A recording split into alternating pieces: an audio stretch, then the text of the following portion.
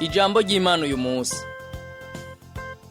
Mugira mukurikira ikiganiro ijambo ry'Imana uyu munsi. Ijambo ry'Imana uyu munsi ni ikiganiro kigufasha kubaho ubuzima buhimbara Imana, ukagitegurirwa n'ishamwe Transworld Radio mu Burundi.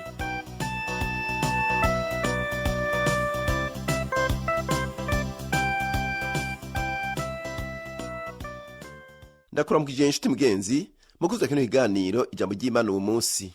Kino kiganiro ugitegurirwa n'ishyirahamwe Transworld Radio y'u Burundi, ukaba uri kumwe na Rudasimana Rakiza ndiko ndayigushikiriza.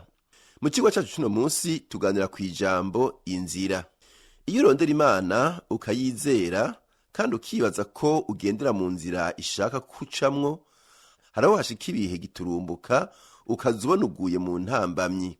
Iyo ni intambara yo kwizera ikomeye kubera wewe uba wibaza ko Imana yagomba kubandanya iyo nzira, ari ukabona izo ngorane, ico kintu kikakubuza kubandanya, kandi ivyo bigagutuma uja mu ruhagarara. Ni ibihe bitoroshe na gatoya. Kimwe mu bintu nshaka gusangira namwe uyu munsi ni igisoma kiri mu gitabo cyo Kuvayo igice ca 14, Abisirayeli bava mu gihugu ca Egiputa. Umuntu yo kwibaza ko inyuma y'ivyago 10 vyakubise Egiputa, Farawo yavuze ati ego nimusohoke mugende. Kugira ngo basohoke ni kubera icago ca nyuma c'urupfu rw'imfura zose, ico tuzi kw'izina rya Pasika. Abanyegiputa babwiye Abisirayeli bati sohoka sohoka sohoka. Ivyo nivyo bakoze.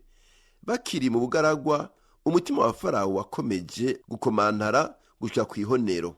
Yaragiye kwica wenyene kuko yari amaze gucirirwa urubanza n'Imana, ariko biramwankira, araheza arihindukiza mu ijambo, acarungika imikogote yiwe kubakurikirana.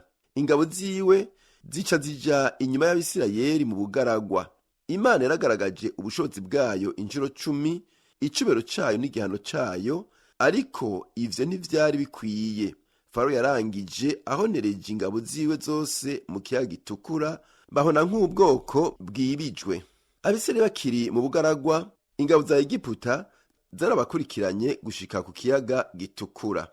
Ngiye gusoma mu gitabo cyo Kuvayo igice ca 14 kuva ku murongo wa 10, naho havuga ngo Farawo abegereje, Abisirayeli bunamura amaso, babona abanyegiputa babakurikiye inyuma, baranduka imitima, maze batakambira Uhoraho. Babaza Mose bati mbega ntamva zari muri Egiputa mu kutuzana gupfira mu bugaragwa? Ni igiki catumye utugira utyo ukadukura muri Egiputa? Iki sico twakubwira tukiri muri Egiputa tuti tureke dukorera abanyegiputa? Kuko iciza kwari uko dukorera abanyegiputa hako dupfira mu bugaragwa. Mose yishura abantu ati naco mutinya, mwihagarire gusa murabaga kiza Uhoraho agira bazanire uwo munsi, kuko abanyegiputa mubonye uwo munsi mutazokongera kubabona. Uhoraho ni wagira ngo abagwanire, namwe nimwinumire gusa. Uhoraho abaza Mose ati niki gitumye untakambira? Barira Abisirayeli bakomeze bagende. Nawe umanike inkoni yawe, uramvure ukuboko hejuru ikiyaga ugitandukanye. Abisirayeli baca hagati mu kiyaga nko ku musozi, nanje raba ndakomantaza imitima y'abanyegiputa nabo bahace babakurikire, maze mbone kwihesha icubahiro kuri Farawo, ku ngabo ziwe zose, ku mikogote yiwe no kubagenda ku mafaransi biwe. Abanyegiputa niho bazomenya yuko ndi Uhoraho ninamara kwihesha icubahiro kuri Farawo, ku mikogote yiwe no kubagendera ku mafaransi biwe. Mu yandi majambo, ntivyakunda ko barengana. Abisirayeli bahagaze ku nkombe z'ikiyaga, nuko Imana ibabwira kubandanya kujabuka. Imana icica inzira mu kiyaga aho itari iri. Ubu munsi nico turiko turavuga ko Imana ica inzira ahatagira inzira. Imana rero ikoresha ibihe bitandukanye kugira iduhamagarire kuyizera, iduhe kubandanya mu nzira kanaka, ariko tugahura n'intambamyi. Ishobora kuba umwansi, umuntu yanko kwizera dufise muri Kristo Yesu, ishobora kuba ubukene, ishobora kuba ingorane zitandukanye, ishobora kuba n'indwara. hamwe uzubona intambamyi yitambitse imbere yawe giturumbuka. Muri iki gihe c'Abisirayeli, intambamyi yabo bari abanyegiputa, bari abansi b'Imana. Rero mu gushira mu ngiro iki gisomwa ni ukwiyumvira ukugene dutegerezwa kubandanya ukwizera, nubwo hoba hariho abantu b'inzigo, abantu batugwanya kubera ko dukunda Yesu Kristo, ko twatura ivyizigiro vyacu dufise muri Yesu, kandi bakaba barondera kutwica. Ikete yandikiwe Abaheburayo igice ca 11 umurongo wa mbere havuga ngo ukwizera no kumenya gose ivyizigirwa udakekeranya ngo ntibizoba, kandi bitabonwa niko kubitumenyesha ko ari ivy'ukuri. Uko ariko kwizera uhoraho, naho twaba dufise inyishu 100% muri ako kanya. Imana iduhamagarira kuyizera, kandi iyo niyo ngorane dufise. Ushobora kuraba ibihe bigukikije maze ukaranduka umutima. Ushobora kuranduka umutima n'ivyo ubona biriko biraba, ariko Imana iguhamagarira kubandanya kuyizera, kwizera ko ishoboye kugucira inzira. Ukwizera si ukuba umusazi canke ikijuju, si akagaye kandi si ukubahuka, si ukwigira ndazi vyose. Ni ukwizera no kubaho kubw'uhoraho gusa. Bibiliya iratwigisha ko iyo abantu bizeye Imana baca baja mu bigeragezo. Iyumvire ku bigishwa ba Yesu, baruhiye gutahura ko Yesu ari Kristo, ko ari umwana w'Imana, kandi baratuye ko ari umwami n'uhoraho wabo. Ivyo ndivyo Toma yavuze inyuma yo kubona Yesu yazutse mu bapfuye. Kandi Yohana, uwanditse igitabo co muri Bibiliya, yavuze ko yanditse ivyo vyose kugira ngo mwizere ko Yesu ari Kristo, umwana w'Imana, kandi ko umwizeye wese aronka ubugingo mu izina ryiwe. Rero turatumirirwa kwizera Yesu, ariko kwizera kwacu kuzoshikwa mu bigeragezo igihe iki canke ikindi. Intambamyi zizoba imbere yacu. Igituma Imana ireka ivyo bikaba, nuko ishaka kuraba ko tuguma turabizigirwa. Ishaka kuraba ko tuyizera muri ivyo bihe nyene. Reka nkoreshe iki kigereranyo nkwereke igituma Imana ishobora gushiraho ibigeragezo, intambamyi canke ingorane mu nzira yacu. Turashobora kwibaza ko Imana ishobora gukuraho intambamyi n'ingorane kandi ikaduha ubuzima bworoshe, ariko ico si co Imana ishaka. Imana irondera kudukuza, kuduteza imbere, kudukomeza no kudukuza mu kwizera. Reka dufate akarorero k'umuntu avuga ngo ndi umunonotsi akomeye cane. Uwo muntu yibaza ko yiruka neza cane kandi yama yimenyereza imisi yose ku kibuga. Ntiyiruka mu misozi, yiruka ku kibuga gusa gishashe neza, kandi yibaza ko ari umunonotsi azi kwiruka cane. Ariko mbega bigenda gute iyo umweretse umusozi munini yirukako? Mbega hoho bigenda gute nyene niyo umweretse umusozi mutoya wo kwirukako? Aho niho uca ubona ko uwo muntu ico yita ko ari atari cari. Kumbure yoca ategerezwa kugira iyindi myimenyerezo myinshi, akiruka ukundi kugira abe umunonotsi akomeye. Kwiruka ku kibuga gishashe sico gituma uba umunonotsi akomeye, kuko biroroshe. Ico nshaka kuvuga nuko Imana igomba kugukuza mu kwizera. Igomba kukura mu kwizera no mu kwizigira.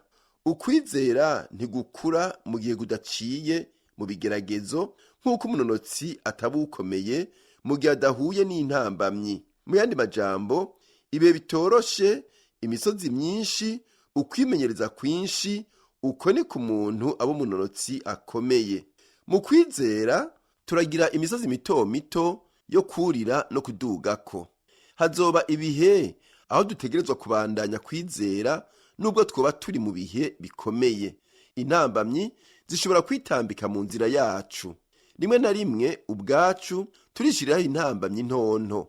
Rimwe na rimwe turagarariza uhoraho, kandi ingaruka zikaba mbi cane. Rimwe na rimwe ntidutega amatwi neza ico Imana ivuga. Ndizera ko ugerageza gutahura ijambo ry'Imana kugira ukure mu bwenge, kandi kugira mpwemu yera yubaka ukwizera kwawe.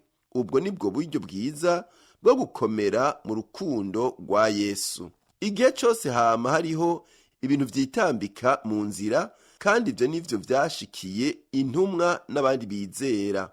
Mu gihe kanaka abigishwa bashaka kuja i Betaniya, ariko mpwemu yera akababuza, akababwira ko hari intambamyi. Nuko bagaheza bakaronka ubutumwa bw'umuntu wundi abasaba kumanukayo kumufasha. Imana yaca yugana inzira kugira bace mu yindi, maze babandanye igikorwa ca Kristo. Sawuli uwahama kandi akica abakristo yibaza ko aragakomeye ku Mana mu gutega no mu guhama abakristo, ariko yabwiwe ko ariko arahiga Yesu. Kristo niwe ubwiwe yari karagwana nawe. Ivyo biri mu gitabo c'ivyakozwe n'intumwa igice ca 9, aho Sawuli umuco uvuye mw'ijuru wamutwikira, maze agacagwa bukumbi, agaheza akumva ijwi rimubaza riti, Sawuli, Sawuli, umpigira iki? Sawuli yari afise ishaka, ariko ishaka ryo gukora ikibi. Mu gice ca 4 co mw'ikete ryandikiwe abigalatiya havuga ko tuguye kugirira ishaka ivyiza ibihe vyose. Sawuli rero ishaka ryiwe yari yarishize mu nzira mbi imbere y'Imana, kandi yarikoresha mu guhiga Kristo aho kurikoresha ku bwa Kristo. Ndizira ko bamwe muri mwebwe muca mubona ibimaze kubashikira. Bamwe muri mwebwe mukoresha ishaka ryanyu mu guhama abakristo aho kurikoresha ku bwa Kristo. Muri ico gihe muba muriko mutakaza inguvu zanyu gusa. Ivyo mukora vyose nukuratsa Uhoraho Imana. Kumbure harageze ko wugurura amaso kugira wakire Yesu aho kumuhiga. Intambamye kumbura ufise mu bugingo bwawe niyo wewe nyene wishiriyeho kubera uriko wanka kwakira Kristo. Hari inyigisho nyinshi ibi bitwigisha. Ukwizera kukwiye kugeragezwa. Mbega wogura imodoka canke ikidandazwa kitigeze kigeragezwa kugira kirabwe ko gikomeye kandi gikora neza? Uko niko ukwizera kwawe gukeneye kurama, kukageragezwa kandi kugakomezwa. Rimwe na rimwe dutegerezwa gushimira Imana kubigeragezo n'ingorane bikomeye imwemu yacu n'ukwizera kwacu bicamwo. Intambamyi nyamukuru Imana itazokwigera ikura imbere yawe ni imva. Nico gituma ukwiye kwizera Yesu Kristo. Yesu Kristo aje kukubohora ingoyi z'urupfu. Bandanya wizera kandi wizigira Imana. Rondera ku muntu yizera. Izera Yesu Kristo kubera Imana ishaka kukura, utera imbere kandi ukagira ukwizera guhamye, ukwizera gukomeye, kandi ukizera Uhoraho n'umucunguzi Yesu Kristo azogukura mu mva. Imana iguhezagire wewe ugiye kumira kuri Yesu Kristo. Reka dusenge. Mana Data wa twese uri mu ijuru, nuduhe kukwizera naho twa turiko duca mu bikomeye. Tubisavye mu izina rya Yesu Kristo umwami n'umukiza wacu. Amen. Ikiganiro cyacu cy'uno munsi kigarukiye ngaha, naho butaha. Ufite ikibazo cyo cyunganira, telefone ni 71 204 197 canke 69 499 619. Urashobora kudusanga naho dukorera, nimero ya mbere ibarura ryitiriwe Gerard, inimero 27. Yesu rero abandanye ahugirira neza, naho butaha.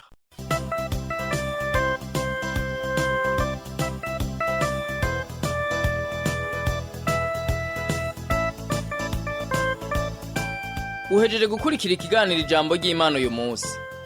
Ufise ico ubaza canke ico wunganira, twandikire kuri email twereburundi@gmail.com. Urashobora kandi kutwandikira kuri Facebook Burundi. Nimero ya Whatsapp na 257 69 499 619. Urashobora kutwandikira ikete ugasanduku k'amakete 1140 i Bujumbura. Telefone yo mu biro ni 22 24 26 57.